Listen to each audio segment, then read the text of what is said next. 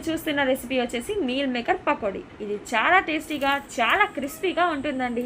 ఇప్పుడు ఈ రెసిపీ కోసం నేను 2.5 కప్పుల వరకు మీల్ మేకర్లని తీసుకొని పక్కన పెట్టుకుంటున్నాను.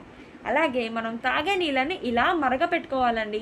వన్స్ ఇవి మరిగాక మనం మీల్ మేకర్లని ఈ వేడి నీళ్ళలో వేసేసుకొని కలుపుకోవాలి.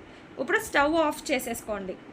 అలాగే ఇలా 3 మినిట్స్ వదిలేసేయండి కాసేపు ఆ వేడి నీళ్ళల్లో. అప్పుడు మీల్ మేకర్లు ఇలా ఫామ్ అవుతాయి.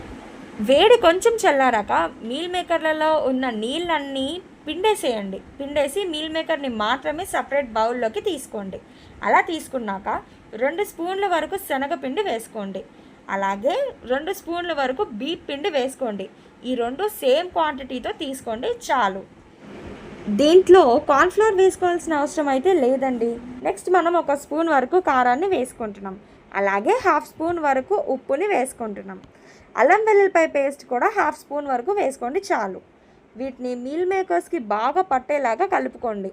వన్స్ బాగా పట్టాయి అని మీకు అనిపిస్తే మీరు నెక్స్ట్ నీళ్లు పోసేసుకోవచ్చు. అలాగే మీ దగ్గర ధనియాల పొడి ఉన్నా మీరు యూజ్ చేయవచ్చు. ఇలా కొంచెం నీళ్లు పోసుకొని ఇంకొంచెం సేపు కలుపుకోండి. ఇలా నీళ్లు పోసుకోవడం వల్ల మీల్ మేకర్ యొక్క కన్సిస్టెన్సీ అనేది చాలా బాగుంటుంది.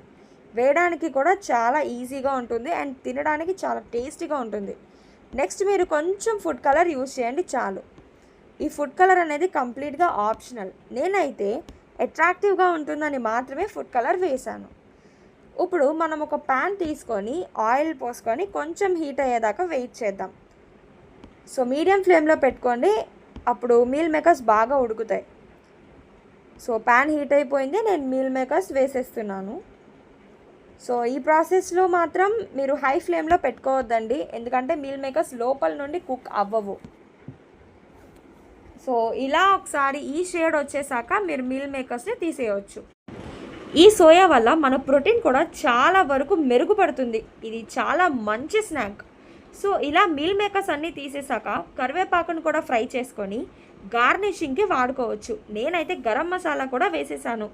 సాస్లో నంచుకొని చక్కగా లిమ్కా తాగుతూ తింటే భలే ఉందండి టేస్ట్.